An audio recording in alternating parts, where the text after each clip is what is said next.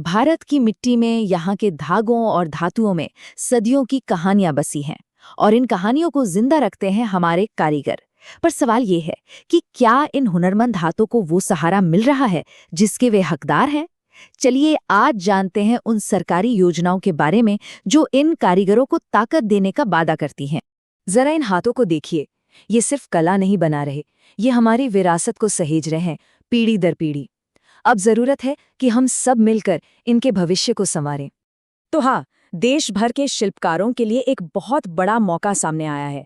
आज हम एक ऐसी ही सरकारी पहल की एक एक परत को खोलेंगे और ये समझने की कोशिश करेंगे कि जमीनी स्तर पर इसका कारीगरों के लिए आखिर मतलब क्या है। यहाँ ना एक बहुत दिलचस्प चीज देखने को मिल रही है। एक तरफ केंद्र सरकार की पीएम विश्वकर्मा योजना है जो एक बड़ी सोच दिखाती है, और दूसरी तरफ कुमाऊं जैसे इलाकों में छोटे छोटे संगठन हैं जो इस योजना को हर कारीगर के दरवाजे तक पहुंचा रहे हैं। मतलब नेशनल विजन और लोकल एक्शन का एक बेहतरीन तालमेल।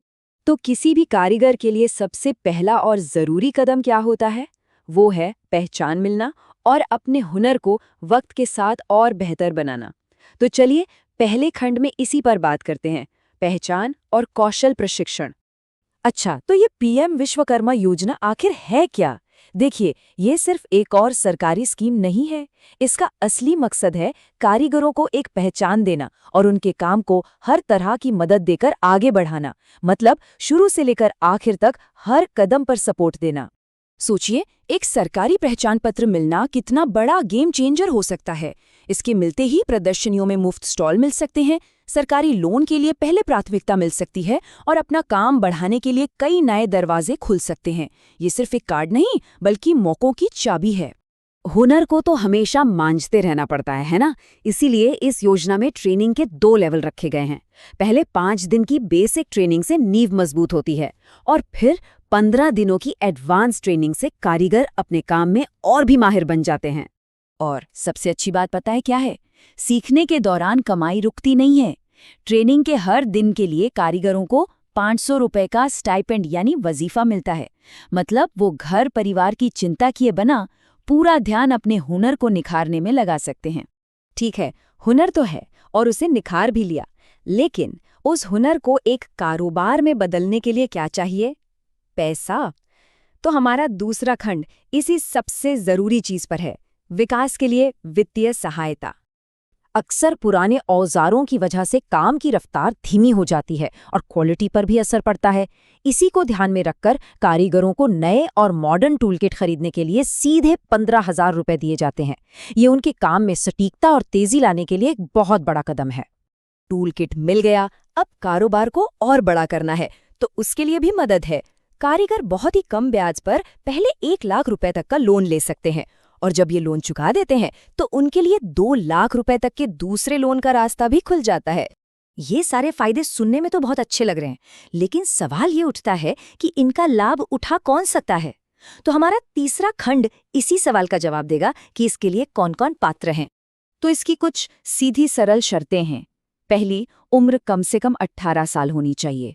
दूसरी, पिछले 5 साल में कुछ खास सरकारी लोन योजनाओं का फायदा न लिया हो ताकि नए लोगों को मौका मिले।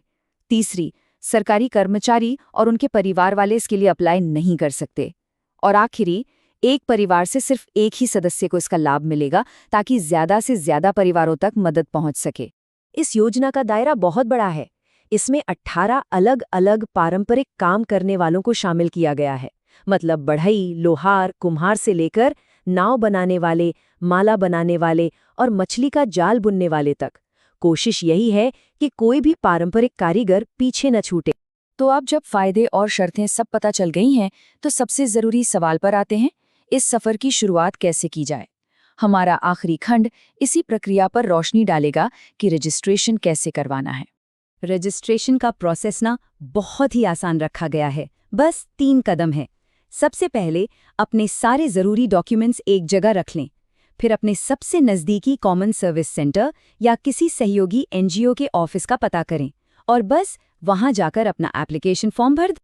अप्लाई करने के लिए आपको बस कुछ बेसिक चीज़ों की ज़रूरत पड़ेगी, जैसे आपका आधार कार्ड, बैंक की पासबुक, एक पासपोर्ट साइज फ़ोटो और अगर हो सके तो अपने हाथ से बनाए किसी काम का सैंपल या उसकी फ़ोटो। और हाँ, एक बात गांठ बांध लीजिए, ये रजिस्ट्रेशन सर्विस पूरी तरह से मुफ्त है। इसके लिए किसी को भी एक भी रुपया देने की जरूरत नहीं है।